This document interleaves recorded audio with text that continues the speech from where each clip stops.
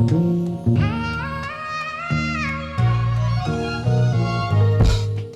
everybody, this is LoveVFX and welcome to another LoveVFX tutorial.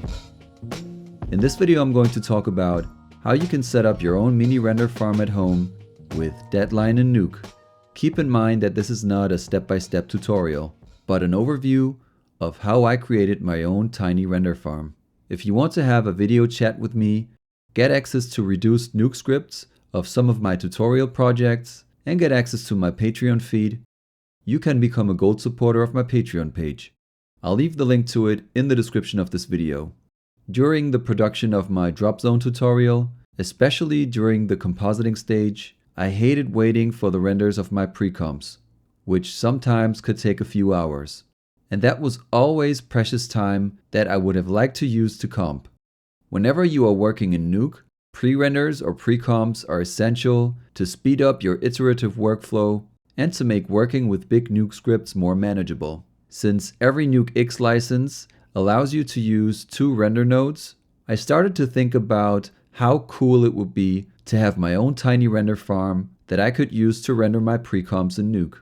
And since I had not bought a PC since 2018, I knew it could be even more exciting to start my tiny render farm by building myself a new PC.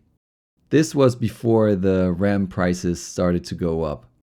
After putting my new PC together, it was time to figure out what I needed to do in order to build my DIY render farm with Deadline and Nuke. Here's an overview of my to-do list for this project. First, I had to build a network between my old and my new PC, so both PCs could access and work with the same project files. Then I had to have the same Nuke and Deadline versions installed on both PCs. And in the end, I had to configure Deadline and Nuke the right way and install the needed Nuke licenses to make everything work. Building a network between my old and my new PC was not that difficult. Instead of buying a network storage that both PCs would be connected to, I decided to connect both of them directly with 2 network cards and an Ethernet cable, so that my new PC would have access to my old PC. I used ChatGPT a lot during this project for almost every step. It did not always help me or tell me the truth, but it would have taken me a lot longer to finish this project without it. Nowadays, I would have used Gemini.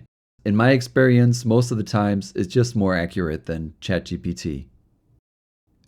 If you also want to build your own tiny comp render farm, you have to take care of the hardware part first, either with a network storage or with a direct Ethernet connection, which is the cheapest way.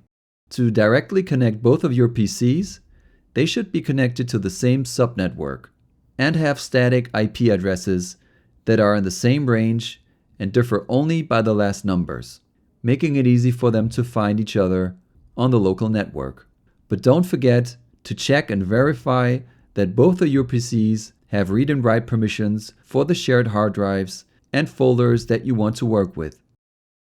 Here are 2 DOS console commands that can help you with setting read and write permissions for all users. It basically gives everybody read and write access to the folder or hard drive of your choice. This will also be super important for the configuration of Deadline. On the PC that is gaining access to the other PC, you need to create a network drive connection to your project and to the Deadline repository and database folders. Supposing that the project and Deadline folders are on the PC that is sharing its data. The next task on the list to set up your mini render farm is installing Nuke and Deadline on both of your PCs. Of course, you need a Nuke and at least 1 render node license to make all of this work. But you also get 2 render node licenses with an annual subscription of Nuke X or Nuke Studio. Deadline, on the other hand, is a free software package that you can get by creating an AWS account. AWS stands for Amazon Web Services. Keep in mind that you can create a trial account to download Deadline. You do not need to get a paid AWS subscription. Here is the link to the website that lets you download Deadline after you have logged in with your AWS credentials. You can also find this link in the description of this video. To stay flexible about what PC should be the render node, you should install the Deadline monitor and Deadline worker on both of your PCs. When installing Deadline, it is very important that you create a client certificate and to use a password for it. I did not manage to install it successfully without using a client certificate and a password for it. You will also be asked if you want to enable encryption for your data, which I did not use because I did not need that extra layer of security. I would not recommend it if you don't really need it. Installing Nuke on Nuke X is pretty straightforward. Just log into your Foundry account, download the latest version of Nuke, and install it on both of your PCs. To finalize your DIY render farm, you need to configure Nuke and Deadline the right way. For the Nuke part, it is extremely important to verify that the Nuke scripts that you want to render on the farm have the same file paths on both PCs. That goes for the script and all of your assets. This way you can make sure that both PCs have access to your comp, and I would also check if both PCs have read and write permissions for the shared hard drive or folder. Of course, it's also important that your Nuke licenses are all working, no matter if you have 1 or 2 render node licenses in addition to your other Nuke licenses. I use Foundry's login license system, which is really easy to work with. When you are using Foundry's login license system, your licenses should be found in this folder. But please just check out Foundry's online documentation to get the right and detailed information about this topic. To verify that your Nuke render node license is working on the PC you want to use as a render node, you can use a DOS command line to render a Nuke script without opening Nuke. But first you need to use the command line to navigate to the folder where Nuke is installed. And here is the example of a command line that lets you do a Nuke test rendering without opening Nuke, so you can check if your Nuke render node license is working. This has to work before you continue with setting up the rest. Now is a good time to install the Deadline submitter plugin for Nuke on one or on both PCs. Here is the file path where you can find it, supposing you have already installed Deadline. After that, you can continue to set up Deadline to start your own small render farm. For Deadline to work, it is important to point to the same repository folder, the same client certificate file, and to use the same client certificate password for both Deadline installations. And double check that both PCs have read and write permissions for the repository and the client certificate. Otherwise, you will get an error message from Deadline. If all is set up correctly and the Deadline workers are running too, you should see 1 or 2 workers in this field. Finally, you need to make sure that Deadline is looking at the right version of Nuke on both PCs. To verify and then correct that setting, you can go to the upper menu bar, go to Tools, Power User, and to Configure Plugins. And under Nuke, you can scroll to the version of Nuke that you are using and make sure that it is the correct one. If you do not see the Nuke version that you have installed on both PCs, you can go to this folder and edit this file with a text editor to edit or add the Nuke version you are already using to this text. Just make sure you're using the right format that is already established in this document. But before you modify it, I would recommend you to create a backup version of this file, just to be safe.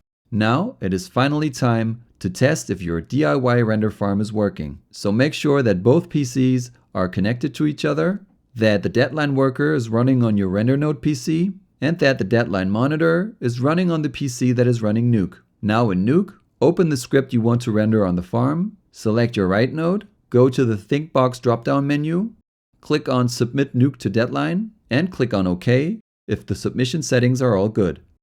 After that, you get another pop-up window telling you that the job was submitted successfully, which you can just confirm by clicking on OK again. Ideally, you should see that a render job has been started in the Deadline monitor. And if your image sequence is being rendered, you have successfully set up your own mini Deadline and Nuke render farm. Now, I want to make one thing clear. You are very likely to run into problems that I have not covered in this video, and I have only talked about this topic as a Windows user. But I think if I can do it with the help of ChatGPT and Foundry's documentation and support team, I'm confident that you can do it too, especially now that you don't have to start from scratch like I did when it comes to knowing the needed steps to set up your DIY render farm with Deadline and Nuke on Windows. I'm really excited about being able to use one of my PCs as a render node for my pre-renders in Nuke, which is why I wanted to create this video in the first place. Before I go, I want to thank the team at Foundry and my Patreon supporters. Thank you very much for your continued support. I really appreciate it.